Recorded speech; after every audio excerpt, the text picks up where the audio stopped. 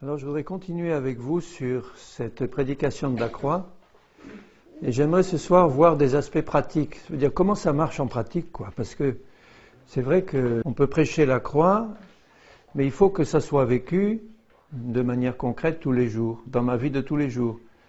Je peux l'avoir compris, je peux même l'avoir compris spirituellement, mais il faut que ça puisse se traduire dans ma vie de tous les jours. Il faut que quand on me regarde, on voit Jésus-Christ en moi, donc ma chair ne soit plus un obstacle à la manifestation de Jésus-Christ. Il faut que Jésus se manifeste au travers de moi. Et de toi aussi, hein, de nous tous qui sommes ses enfants. Alors j'aimerais commencer par l'épître aux Galates. Dans Galates chapitre 3, écoutez ce qu'il dit. Ô Galates dépourvus de sens, qui vous a fasciné pour que vous n'obéissiez plus à la vérité, vous, aux yeux de qui Jésus-Christ a été peint comme crucifié. Donc Paul leur avait prêché le message de la croix. Paul était allé, c'est lui qui les avait amenés au Seigneur.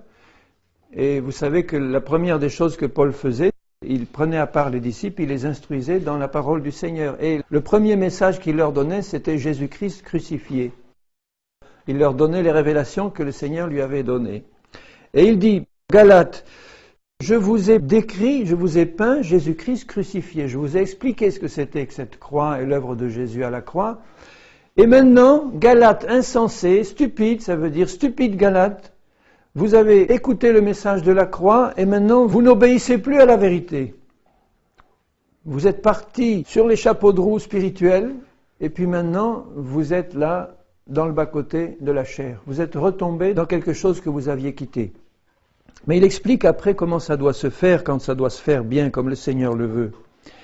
Voici seulement ce que je veux apprendre de vous. Est-ce par les œuvres de la loi que vous avez reçu l'Esprit ou par la prédication de la foi? Êtes-vous réellement dépourvu de sens? Est-ce que c'est par l'intelligence spirituelle que vous raisonnez ou c'est par votre intelligence humaine, charnelle? Alors, est-ce que vous avez reçu l'Esprit par les œuvres de la loi ou par la prédication de la foi? Vous savez que le message de la croix, il nous est donné par la parole de Dieu, et puis le Saint-Esprit qui est en nous, c'est lui qui nous l'explique, qui nous le révèle dans le cœur. Et il dit là que vous avez reçu l'Esprit par la prédication de la foi et pas par les œuvres de la loi. Donc tout ce que nous donne le Saint-Esprit, il nous le révèle par une révélation directe dans notre cœur et nous le prenons par la foi. Le message de la croix, c'est ça. Le message de la croix est donné par le Seigneur, par le Saint-Esprit qui nous l'explique dans le cœur et nous le recevons par la foi. Ce n'est pas par les œuvres que nous allons pouvoir mettre en pratique le message de la croix. On peut très bien l'avoir compris et dire, bon, eh bien, ça va, j'ai compris que je dois mener une vie crucifiée, et puis je vais m'efforcer de le faire par des œuvres de la chair et pas par l'action de foi que le Saint-Esprit me donne parce que spirituellement j'ai eu mon cœur ouvert au message. Et il explique un peu plus loin ce qu'il veut leur dire. Après avoir commencé par l'Esprit, voulez-vous maintenant finir par la chair? Donc il y a une manière de vivre le message de la croix qui est une manière spirituelle et une manière de vivre le message de la croix qui est une manière charnelle, par la loi, par les commandements. Avez-vous tant souffert en vain, si toutefois c'est en vain? Celui qui vous accorde l'Esprit et qui opère des miracles parmi vous, le fait-il donc par les œuvres de la loi ou par la prédication de la foi? Comme Abraham crut à Dieu, et que cela lui fut imputé à justice, ça veut dire Abraham a cru, et à cause de ça, Dieu l'a rendu juste, parce qu'il a cru. Reconnaissez donc que ce sont ceux qui ont la foi qui sont les fils d'Abraham. Donc tout le message de la croix, nous allons pouvoir le vivre si nous le recevons par la foi, et si nous le vivons par la foi. On revient donc encore au problème de la foi. Alors vous pourriez me dire, oui, mais alors bon, on est à la case départ, d'accord, on le reçoit par la foi, mais alors, comment faire pour avoir la foi? Je veux bien, moi, avoir la foi, puisque le message de la croix, je ne peux le vivre que par la foi, alors je veux avoir la foi. Qu'est-ce qu'il faut faire pour avoir la foi? Il leur explique.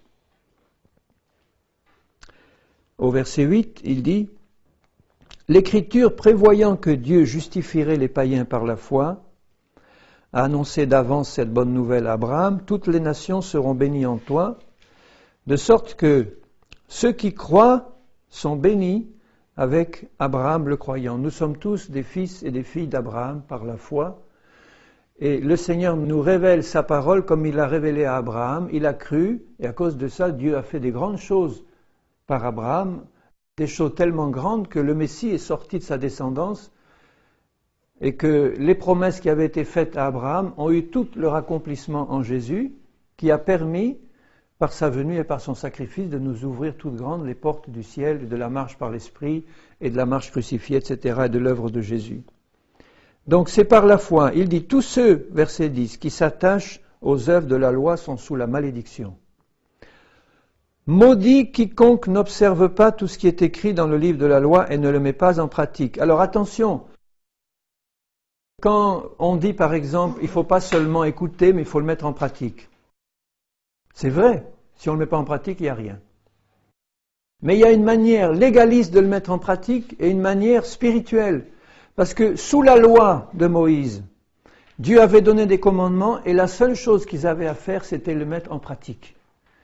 Dieu avait dit, vous allez au temple, vous faites des sacrifices comme ça, et ils devaient mettre en pratique tout ce que Dieu leur demandait de faire. Et ils étaient sous la loi.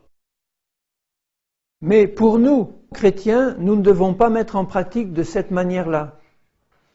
En recevant une loi, et puis en nous disant, bon maintenant, il faut que je le mette en pratique, alors j'y vais, je le mets en pratique.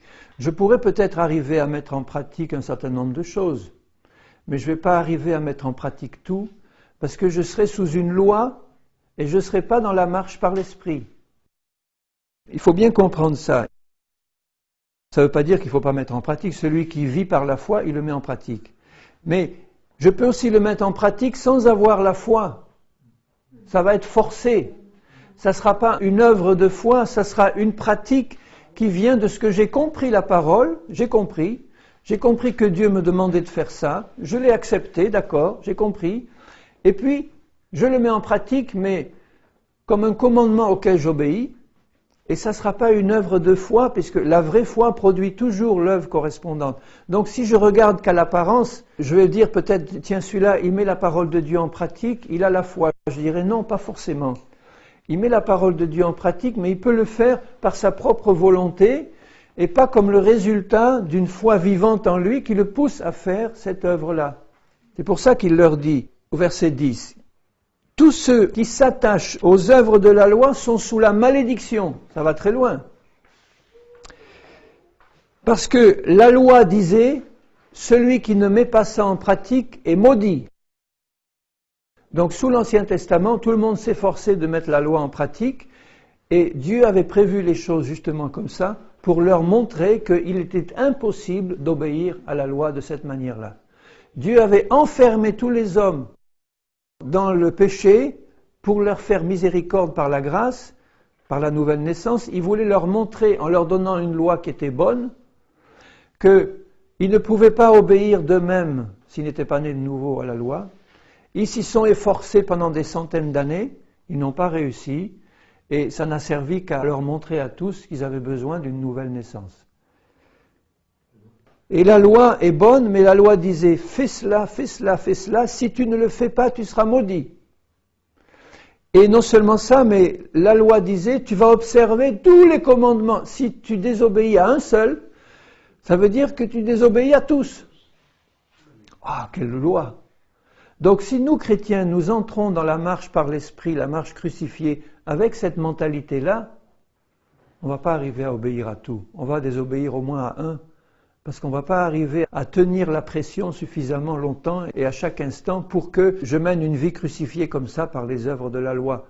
Par ma compréhension intellectuelle ou même spirituelle, j'ai compris spirituellement ce que c'est que la marche par la foi, j'ai compris tout, et puis je dis, bon maintenant Seigneur, maintenant c'est du sérieux, je vais mettre ça en pratique, et tous les jours qui passent, tu peux compter sur moi Seigneur, je vais mettre ça en pratique. Je vais marcher selon ta croix, et je vais marcher une vie crucifiée, et tu peux compter sur moi, Seigneur, ça, j'ai compris, je vais le faire. Et on s'engage dans le chemin de la loi, Et là, on s'engage dans un chemin de malédiction. C'est pas comme ça qu'il faut faire. Il leur dit, Galates, vous êtes insensés. Vous avez commencé à marcher par l'esprit, et puis vous revenez sous une loi. Et donc vous êtes maudits. Au verset 13, il dit, Christ nous a rachetés de la malédiction de la loi. Il est devenu malédiction pour nous, car il est écrit, maudit est quiconque est pendu au bois. Pourquoi il a été maudit? Pour que la bénédiction d'Abraham ait pour les païens son accomplissement en Jésus, et que nous recevions par la foi l'Esprit qui avait été promis.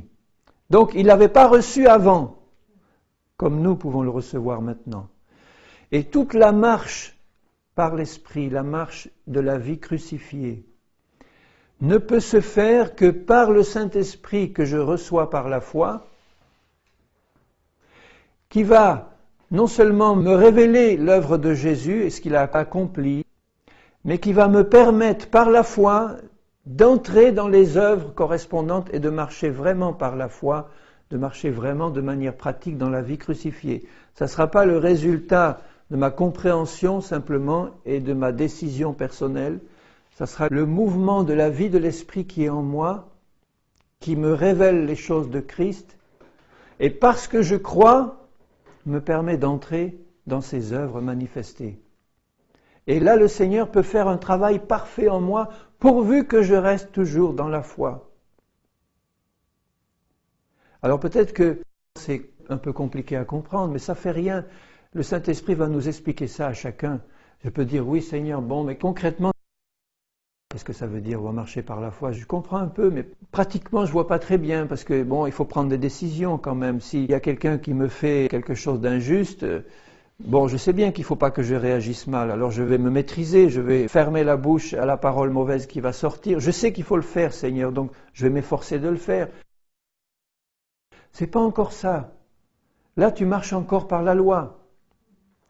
Tu marches encore par ta compréhension intellectuelle et par ta décision personnelle de marcher comme Jésus le veut. Tu es en train d'appliquer un commandement que Dieu te demande de faire. Tandis qu'à partir du moment où tu crois qu'en Christ tu as été crucifié et que tu gardes les yeux sur Jésus et que tu gardes cette vérité reçue par la foi en permanence, quand celui qui vient te traiter injustement se présente, eh bien, tu es dans une position de victoire et de marche en Christ qui fait que la vie de Christ va s'écouler et tu ne vas pas te mettre en colère parce que tu as compris quelle est ta position en Christ et tu y es par la foi. Tu y as reçu. C'est la même chose pour toutes les promesses du Seigneur, pour la guérison, d'abord pour le salut. Comment nous avons reçu le salut? Par la prédication de la foi, que nous avons reçue par la foi, et qui nous a fait comprendre que Jésus était mort pour nous et que toute notre vie passée, nos péchés passés étaient effacés par la mort de Jésus et le sang de Jésus et que nous pouvions demander pardon pour nos péchés. Et la parole de Dieu nous dit, si vous demandez pardon, vous êtes pardonnés parce que c'est Dieu qui le dit. Je prends ça par la foi. Je ne sens pas toujours qu'il se passe des choses. Mais je l'ai pris par la foi et à partir du moment où je l'ai pris par la foi, le Saint-Esprit en moi fait une œuvre. Il me convainc, il me donne la conviction que je suis vraiment enfant de Dieu, mais c'est parce que j'ai reçu par la foi le message de la parole. Et j'ai reçu le salut de cette manière-là. Alors qu'il y a des chrétiens qui marchent dans une vie chrétienne apparemment bonne, mais qui ne sont pas nés de nouveau. Ils n'ont pas reçu la vie de l'Esprit. Ils sont nés dans une famille chrétienne, ils ont grandi dans une famille chrétienne, ils sont allés à l'église, ils savent que Jésus est le Sauveur, ils connaissent tout ce que Jésus a fait, ils ont compris tout, on leur a expliqué, ils savent tout. Mais ils ne sont pas nés de nouveau parce qu'il n'y a pas eu une appropriation dans leur cœur par la foi de la mort et de la résurrection de Jésus.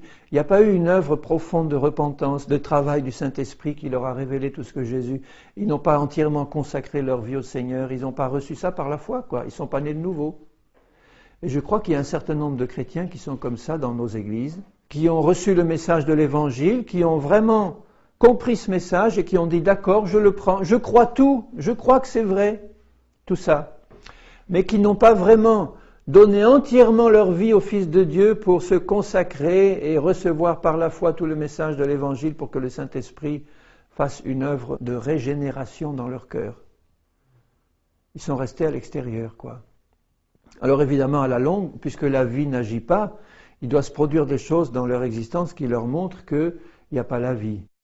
Le Saint-Esprit qui ne remplit pas leur cœur doit les amener à la croix et à la nouvelle naissance.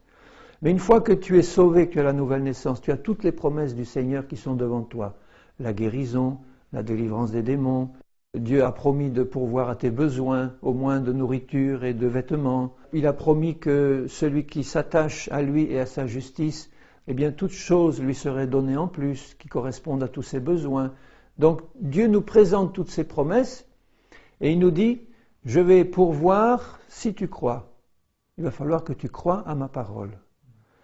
Que ce soit la guérison du corps, c'est exactement de la même manière que la marche crucifiée. Si nous lisons que Jésus s'est chargé de nos maladies, que par ses meurtrissures nous avons été guéris, alors tu peux comprendre ça très bien.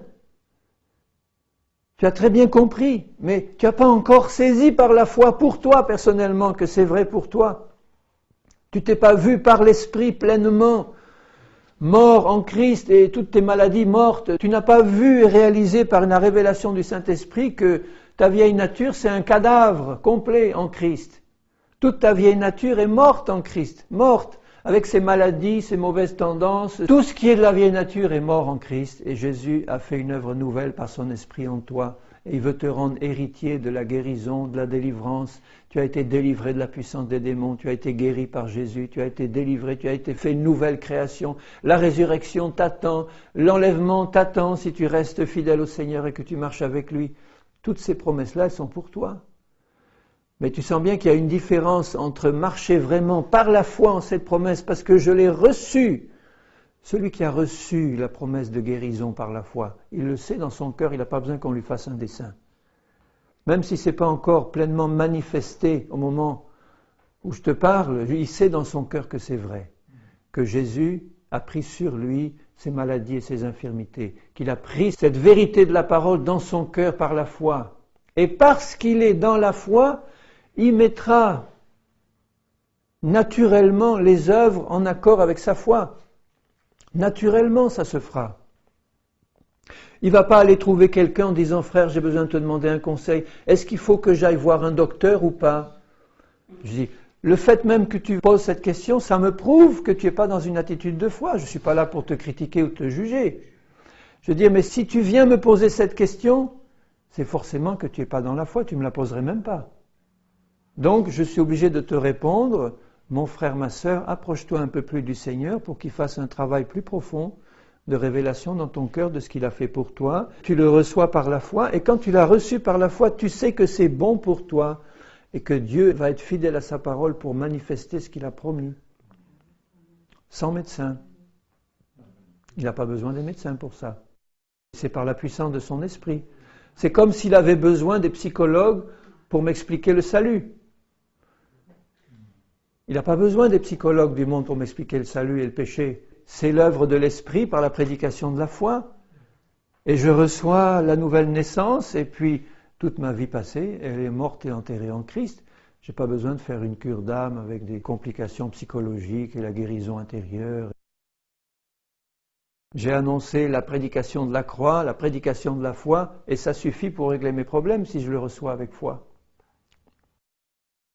Et il dit, nous recevons par la foi l'Esprit qui nous a été promis. Alors je lis un peu plus loin. Au verset 15, une disposition en bonne forme, bien que faite par un homme, n'est annulée par personne. Personne n'y ajoute. Personne n'ajoute, personne ne retranche quoi que ce soit à la parole du Seigneur. Bon, il nous a donné ses promesses.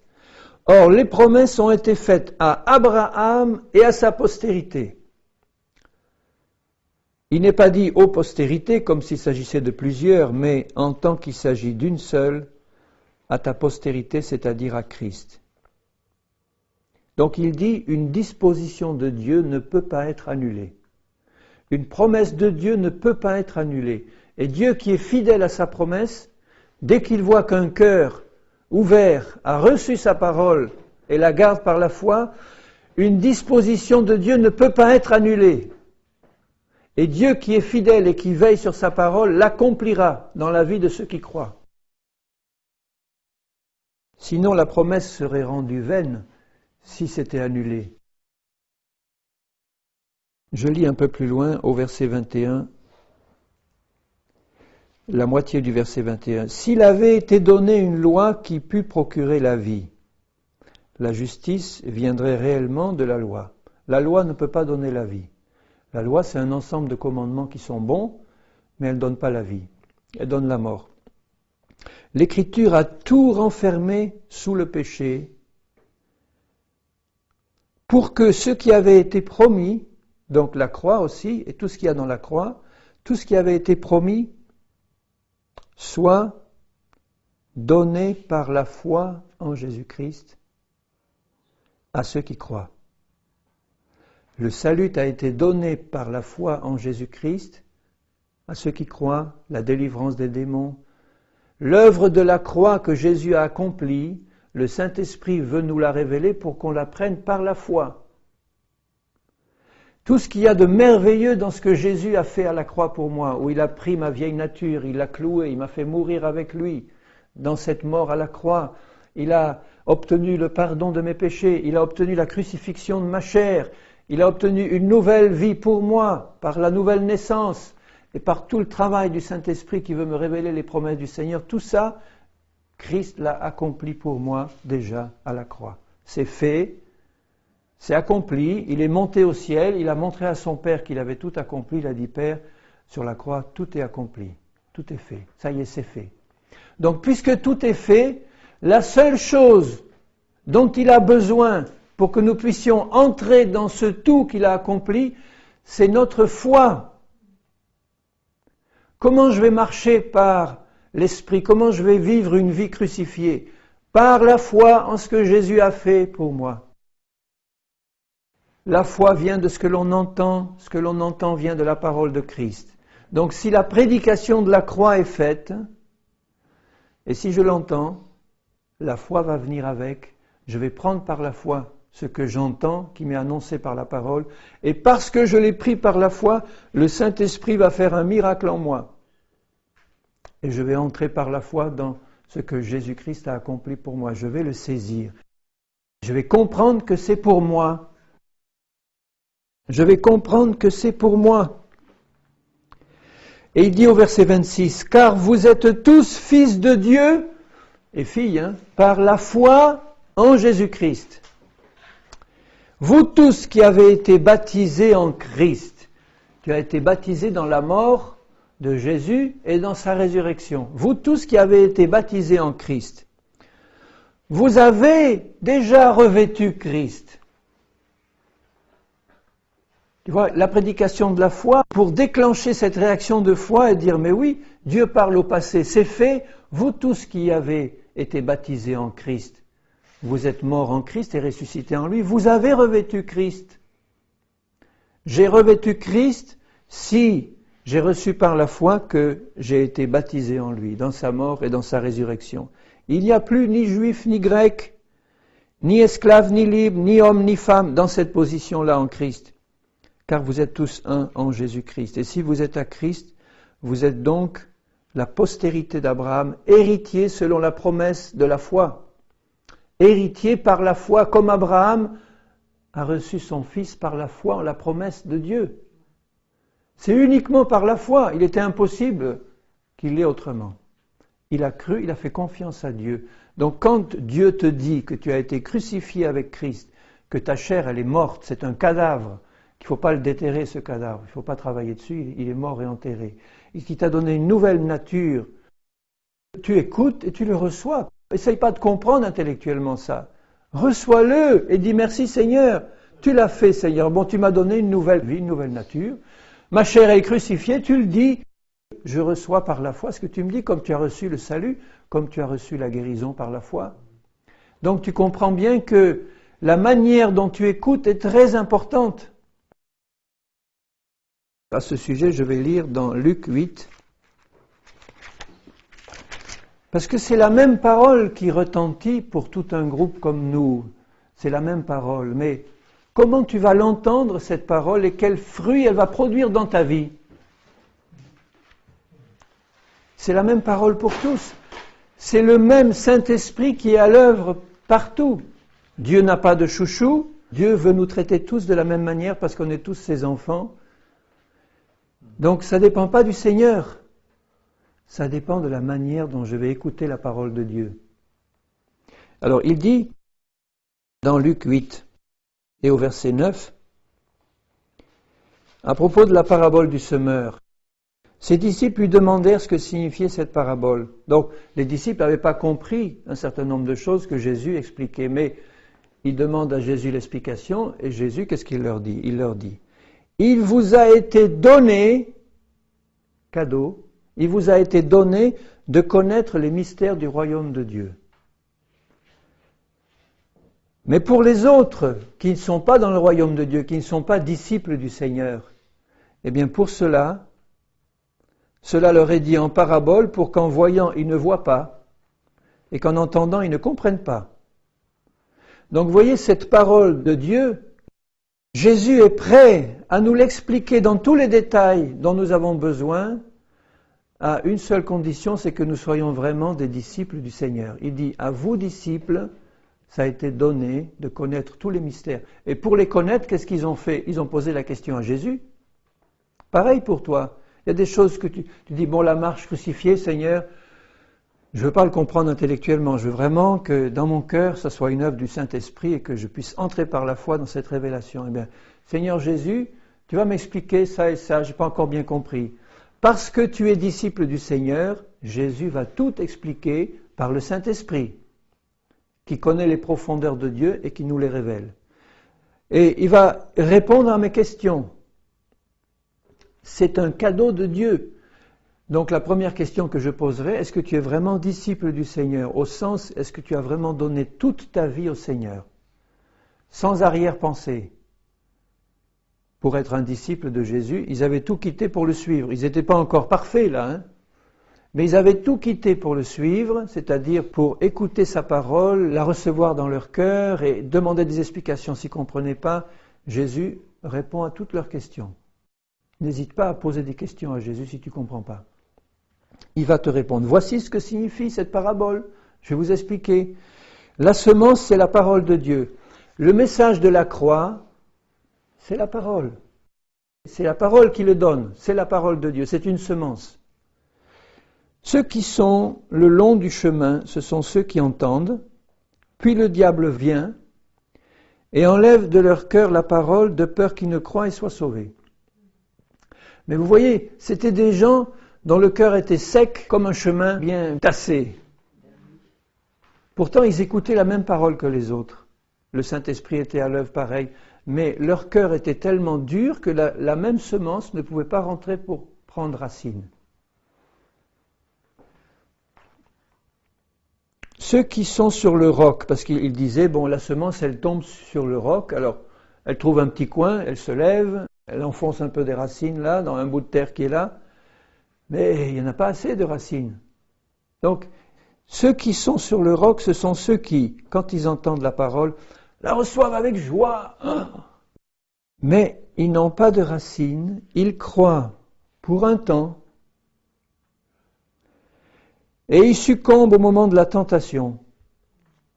C'est-à-dire, il y a eu une œuvre superficielle qui s'est faite dans leur cœur. Ça n'a pas été profond.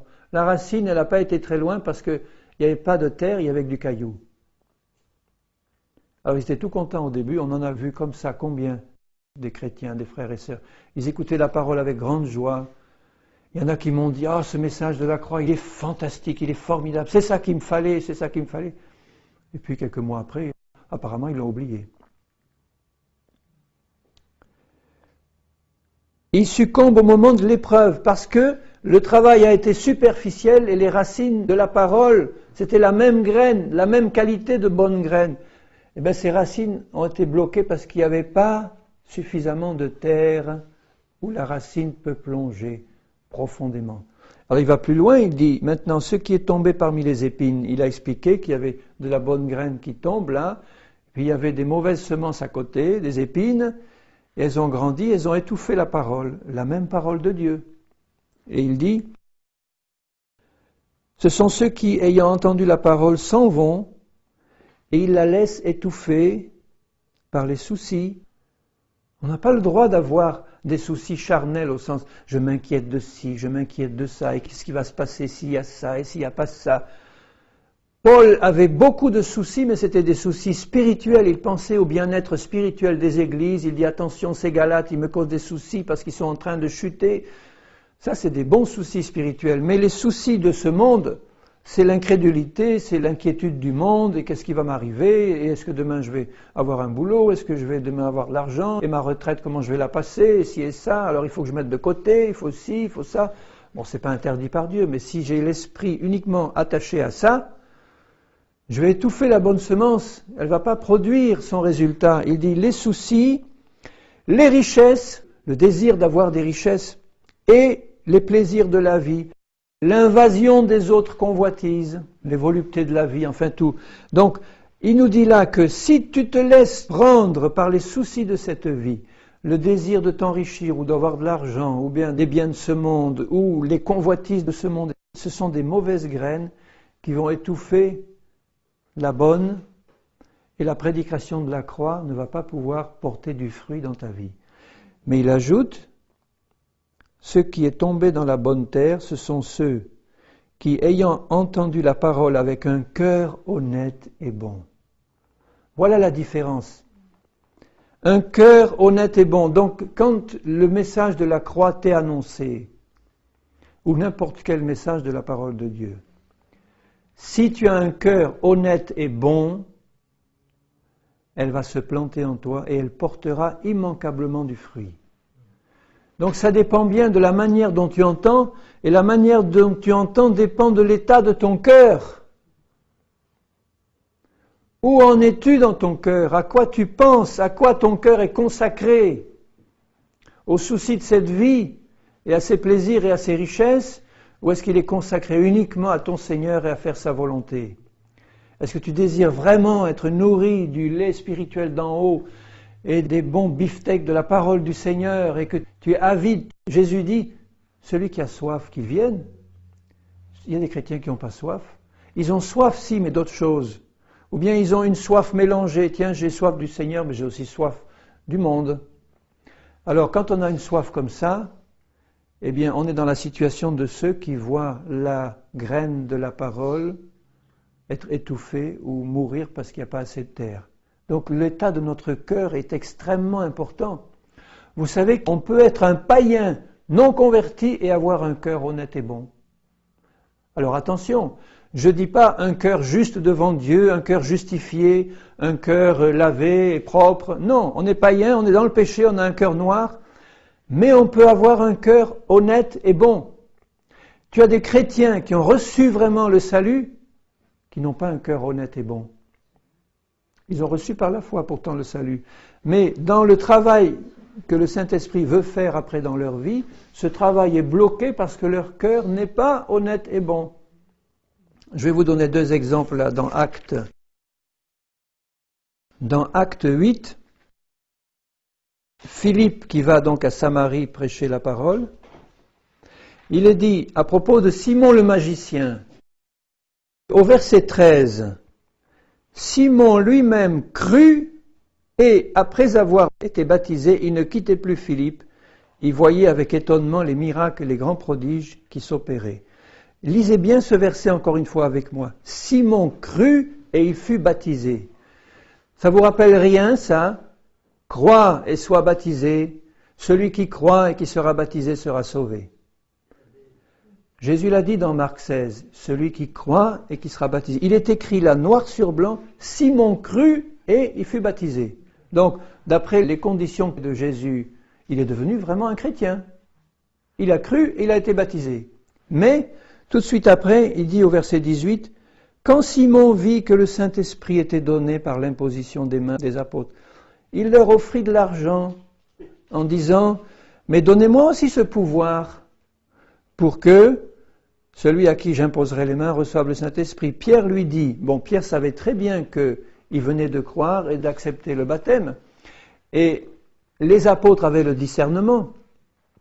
Je pense que les apôtres n'auraient jamais baptisé Simon s'ils n'avaient pas compris qu'il avait vraiment cru au message Il lui aurait dit, bon, c'est pas la peine de te baptiser parce que tu n'as pas cru, c'est pas la peine.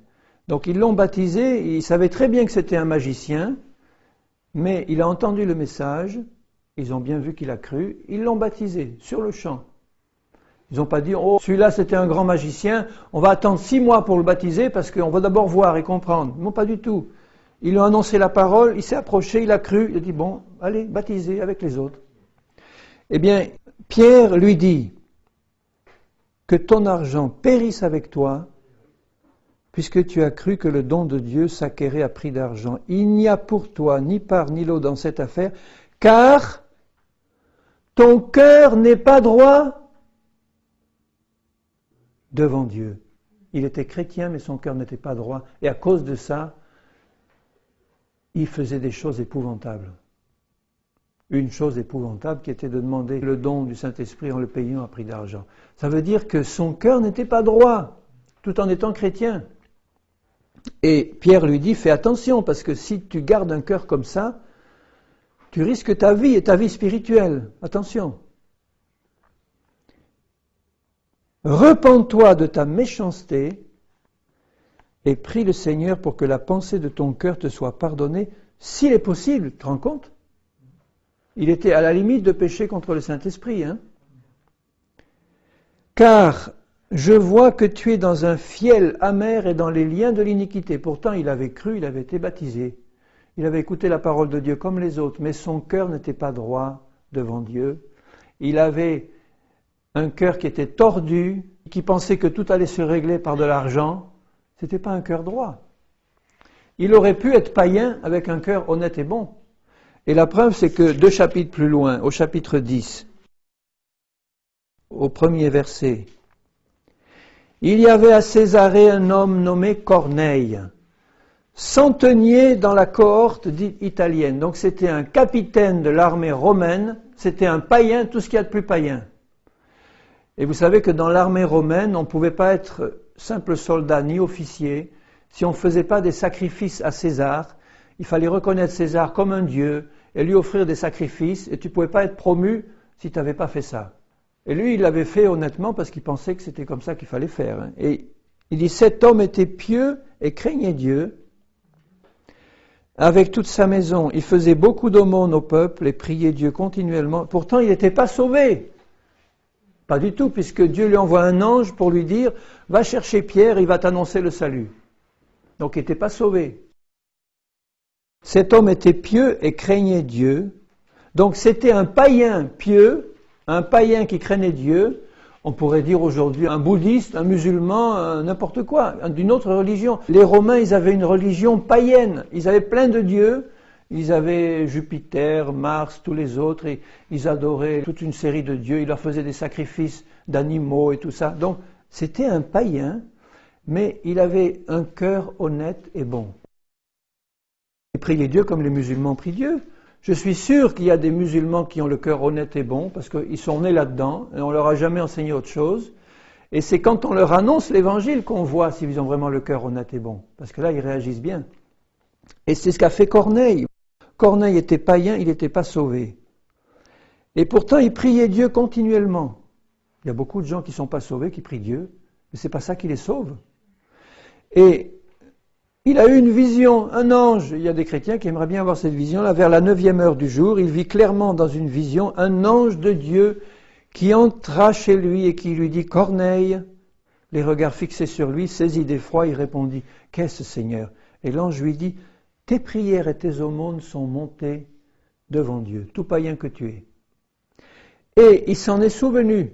Mais attention, c'est pas ça qui l'a sauvé. Il dit maintenant « Envoie maintenant des hommes à Jopé, fais venir Simon surnommé Pierre, il est logé là et là et là, et c'est lui qui te dira ce qu'il faut que tu fasses. » Et on connaît la suite. Ils sont allés chercher Simon-Pierre, qui entre-temps avait eu une vision, qui ne devait pas considérer ces païens comme des impurs. Il y est allé, et il leur annonce, au verset 43 de ce même chapitre, « Tous les prophètes rendent de Jésus le témoignage que quiconque croit en lui, reçoit par son nom le pardon des péchés. » Il leur annonce l'évangile. Et à ce moment-là, comme Pierre prononçait encore ces mots, le Saint-Esprit descendit sur tous ceux qui écoutaient sa parole. Tous les fidèles circoncis qui étaient venus avec Pierre furent étonnés de ce que le don du Saint-Esprit était répandu sur les païens, car ils les entendaient parler en langue et glorifier Dieu. Alors Pierre dit, peut-on refuser l'eau du baptême à ceux qui ont reçu le Saint-Esprit aussi bien que nous? Et il ordonna qu'ils soient baptisés. Donc vous avez deux cas là. Vous avez un ancien magicien qui croit et qui est baptisé, et qui avait le cœur tordu. Et vous avez un païen qui n'était pas sauvé, qui avait le cœur honnête et bon, mais qui n'était pas sauvé pour ça, qui a dû entendre le message de l'Évangile, mais qui l'a reçu avec un cœur honnête et bon, et le même message de l'Évangile, qui a été mal reçu par Simon parce qu'il avait un cœur tordu, n'a pas produit dans la vie de Simon les fruits que ça a produit dans la vie de Corneille. Donc vous voyez que ce qui faisait la différence entre ces deux-là, c'était l'état de leur cœur. Bon alors maintenant la question que vous pouvez poser, oui mais alors qu'est-ce que je peux faire pour avoir un cœur honnête et bon? Je veux avoir un cœur honnête et bon, Seigneur. Déjà si tu dis ça, c'est que ou tu l'as ou tu es sur la bonne voie, hein, parce que quelqu'un qui n'a pas un cœur honnête et bon, il pense même pas à prier Dieu dans ce sens-là. Il va essayer d'avoir plutôt l'apparence ou tout ce que vous voulez, ou être un hypocrite avec l'extérieur de la religion, mais pas vraiment quelque chose qui vient du cœur. Donc le Seigneur, quand il donnait cette parole du semeur à ses disciples, il les rend vraiment responsables de l'état de leur cœur. Et c'est pas lui qui dit « Ah, ben c'est Dieu qui vous a fait comme ça, il y en a un qui a le cœur dur, l'autre qui a un cœur de pierre, l'autre qui a plein de mauvaises graines, donc je sème la parole, mais c'est comme ça, les pauvres, ils peuvent rien faire parce qu'ils ont leur cœur comme ça. » Non, Jésus dit pas ça, il dit dans Marc 4, au verset 24, il vient de leur expliquer la parabole du semeur. Il leur dit, prenez garde à ce que vous entendez, on vous mesurera avec la mesure dont vous vous serez servis, et on y ajoutera pour vous. On donnera à celui qui a, mais celui qui n'a pas, on enlèvera même ce qu'il a ou ce qu'il croit avoir. Donc faites bien attention à la manière dont vous écoutez, il leur dit. Vous êtes responsable devant Dieu d'avoir un cœur honnête et bon quand vous écoutez la parole. Et avoir un cœur honnête et bon ne dépend pas du Seigneur, mais dépend de mon attitude à moi. Donc, qu'est-ce que je vais faire quand je suis devant cette exigence du Seigneur? Il dit, la parole ne va produire du fruit dans ta vie que si tu as un cœur honnête et bon. Et on sait que les autres n'ont pas eu de résultat dans leur vie parce que les uns avaient un cœur dur, les autres avaient un cœur superficiel, et les autres avaient un cœur rempli des autres choses du monde. Et finalement, les trois vont ensemble. Mais si je fais ce que Jésus me conseille de faire, quand il dit dans Jean, celui qui a soif, qu'il vienne à moi et qu'il boive l'eau de la vie, qui est aussi l'œuvre du Saint-Esprit, la révélation des choses d'en haut, qu'il boive, qu'il vienne à moi et qu'il boive. Ça veut dire que si tu veux avoir un cœur honnête et bon, tu te tournes vers le Seigneur Jésus et dis, Seigneur Jésus, c'est à toi que je m'adresse. Tu sais que je veux que ta parole produise en moi un fruit abondant. Je suis, Seigneur, de tout mon cœur, entièrement décidé à te donner toute ma vie pour que tu fasses toute ton œuvre. On revient un peu à ce que Jésus disait à ses disciples. Il vous a été donné de comprendre, si vous êtes mes disciples. Bon, tu écoutes la parole, le Saint-Esprit te l'a fait entendre, le Saint-Esprit travaille dans tous les cœurs pour nous la faire comprendre. Maintenant, comment tu vas réagir? Est-ce que tu as eu le cœur vivement touché par ce tableau qui t'a été présenté de Jésus en croix et de ce qu'il a fait pour toi et de ce qu'il a fait vraiment? Est-ce que tu as eu ton cœur touché? Parce que le Saint-Esprit travaille dans tous les cœurs. Est-ce que tu as vraiment eu cette attitude simple de cœur devant le Seigneur en disant, Seigneur, il n'y a qu'une chose qui compte dans ma vie, c'est te suivre. Jésus appelle tous les hommes, il y a beaucoup d'appelés et peu d'élus, non pas parce qu'il ne les a pas choisis, mais parce qu'il n'y en a pas beaucoup qui répondent. Fais toute ton œuvre en moi, Seigneur. Je veux te suivre, toi, jusqu'au bout et toujours. Je veux te suivre, Seigneur. Ça ne m'intéresse pas, les choses du monde. Alors si tu n'as pas ce cri du cœur, parce que tu es encore trop attiré par les choses du monde et par les choses superficielles et par la convoitise de la chair, etc., bon, c'est évident que tu ne vas pas pousser ce cri à Dieu. Mais qu'est-ce qui va se passer alors? Tu vas au-devant de telles difficultés et de tels problèmes qu'il va y avoir la charrue de Dieu qui va passer sur ton cœur pour la labourer profondément. La charrue, pour moi, c'est pas l'œuvre de la croix, la charrue. La charrue, c'est tous les coups durs et les difficultés que tu vas subir dans ta vie parce que tu n'as pas vraiment donné ton cœur à Jésus, tu es encore attiré par des tas de choses. Et Dieu va te dire, tu les veux ces choses, eh bien va les manger. Et quand tu auras bien goûté, que tu auras été dégoûté de tout ça, parce que ça ne peut pas te donner ni la paix, ni la joie, ni la plénitude que tu as en moi, le bon berger, tu n'as pas encore mangé la chandelle par les deux bouts jusqu'au bout, tu veux goûter aux choses de ce monde, eh bien vas-y voir. Il n'a pas couru derrière le jeune homme riche pour le supplier de venir à lui. Il lui a dit, suis-moi, vends tout ce que tu as et suis-moi. L'autre n'a pas voulu. Il n'a pas couru derrière. Il a peut-être prié pour lui en disant, mon père, touche son cœur et tout, mais il a dit, il n'a pas encore compris que ce n'était pas l'amour des richesses qui pouvait lui donner le bonheur. Alors tu veux vraiment suivre tes richesses? Vas-y, suis-les. Mais tu vas être tellement dégoûté, complètement dégoûté, tu vas au-devant de telles difficultés, de tels problèmes, de telles catastrophes, que tu vas être brisé complètement et là peut-être que la parole de Dieu aura une possibilité de pénétrer dans un cœur qui aura quand même été labouré. Et où tu vas dire, Seigneur, tu vois, j'ai pas voulu, il y a quelques années, te donner entièrement ma vie et te suivre parce que j'avais d'autres intérêts, j'avais d'autres soucis que toi, mais maintenant tu me fais comprendre qu'il n'y a rien.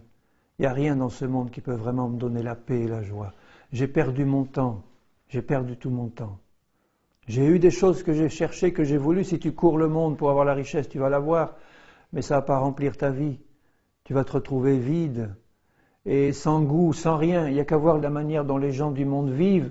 Et ceux qui ont de l'argent, de la richesse et tout ce qu'ils peuvent avoir dans la vie, c'est pas ça qui les rend heureux pleinement. C'est pas ça du tout qui les rend heureux. Donc si on cherche encore ces choses, on va les avoir et on va découvrir que ça ne vaut rien du tout devant le Seigneur. Et on va avoir la vie labourée par des tas d'épreuves, et quand notre terrain aura été bien labouré, bien retourné, quand la semence va être reçue, elle va s'enfoncer un peu plus loin. Si tu as un cœur honnête et bon quand tu entends la parole, c'est que tu as décidé de faire de Jésus ton tout, mais sincèrement. Tu n'es pas encore parfait, tu n'as pas encore atteint la perfection, tu n'as pas encore peut-être atteint la plénitude de la vie crucifiée, mais tu as reçu la parole dans un cœur honnête et bon, elle s'est plantée, elle n'est pas gênée par les ronces et les épines, parce que tu veilles à ton cœur pour faire attention de ne pas rechercher les mauvaises sources, les citernes crevassées de ce monde. Tu veilles sur ton cœur pour que la parole qui est plantée puisse grandir et produire son fruit. Et elle va produire son fruit toute seule. La seule chose que nous avons à faire, vous remarquez dans cette parabole, c'est de veiller sur l'état de notre cœur. Veille qu'il n'y ait pas de ronces, pas d'épines et pas de cailloux. Mais à partir du moment où, parce que tu as un cœur honnête et bon, la semence elle est plantée là, dans cette bonne terre, elle a une telle puissance de vie qu'elle va grandir, qu'elle va pousser et qu'elle va produire du fruit toute seule dans ta vie. Ce ne sera pas toi qui vas suer et transpirer pour lui faire produire du fruit.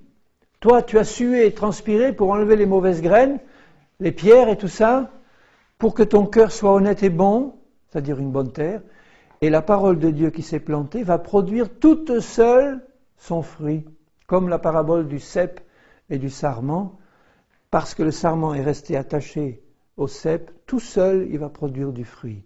Donc cette vie crucifiée, qui est peut-être un mystère un peu pour toi, ou pour certains de ses aspects, tu n'as pas à t'occuper de la manière dont tu vas y rentrer dedans.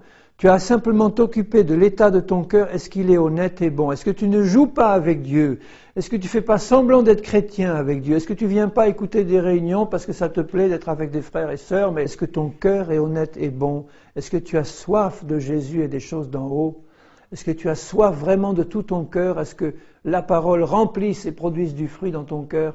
Si c'est ça que tu as dans ton cœur, tu peux être tranquille. Si tu veilles à ce que ça reste ça, elle va produire du fruit. Tu vas recevoir la révélation. Tu vas recevoir de Dieu les choses cachées qu'il a tenues en réserve pour toi. Tu vas comprendre ce que c'est que la marche par l'Esprit. Tu vas comprendre ce que c'est que la vie crucifiée. Tu vas y entrer par la foi, parce que tout par la foi, en l'œuvre de Jésus. Tu vas comprendre tout ça. Jésus va tout expliquer. Et tu vas entrer dans la vie de Jésus. Quand il dit « et le fruit grandit », et puis ensuite il produit 30, 50, 100 pour un, parce que tu as veillé sur l'état de ton cœur, tu as laissé la parole, tu ne l'as pas enlevée, tu as laissé personne l'enlever, toute seule elle va produire une moisson qui va t'étonner toi-même, parce que c'est l'œuvre de Jésus. Hein, vous avez compris l'importance qu'il y a d'avoir un cœur honnête et bon. Et un cœur honnête et bon, tout le monde peut l'avoir et doit l'avoir. Même un païen peut l'avoir, sinon il ne peut pas être sauvé.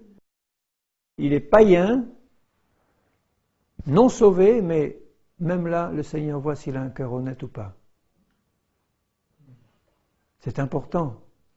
La manière dont on écoute la parole.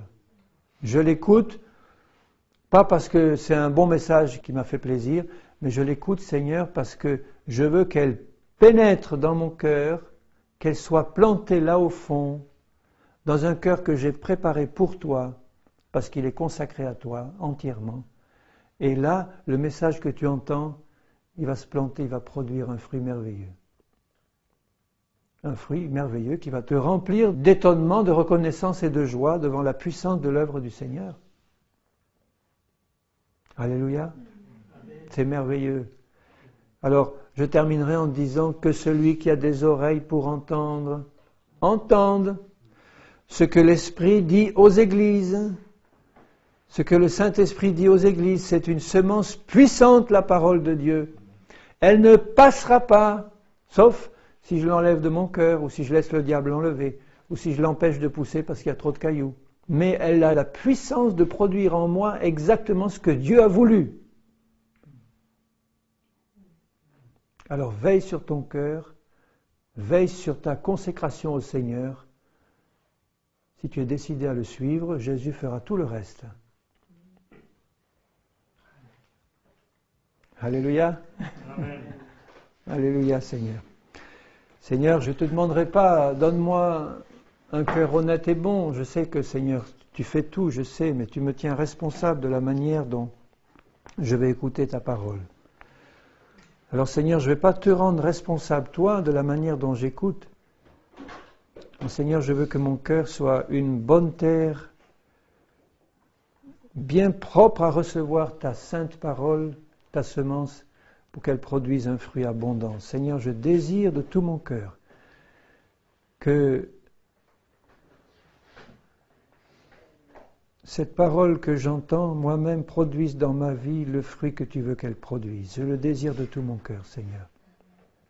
Aide-moi à veiller sur mon cœur. Fais la lumière complètement sur mes motivations profondes, cachées, sur les choses secrètes et cachées que quelquefois je ne vois pas moi-même. Et tu nous le dis bien, Seigneur, que le Saint-Esprit sonde les profondeurs de nos cœurs pour mettre en lumière tout ce qui est caché. Seigneur, mets tout en lumière. Je veux tout voir, tout connaître, tout savoir sur ce qu'il y a au fond de mon cœur. Tu sais que je veux te suivre, marcher avec toi. Et je veux voir toute ton œuvre s'accomplir par la foi en Jésus dans ma vie. Je veux voir aussi ton Église, Seigneur, sans ride ni tache, prête pour ta venue, parce que tu as accompli une œuvre parfaite de foi.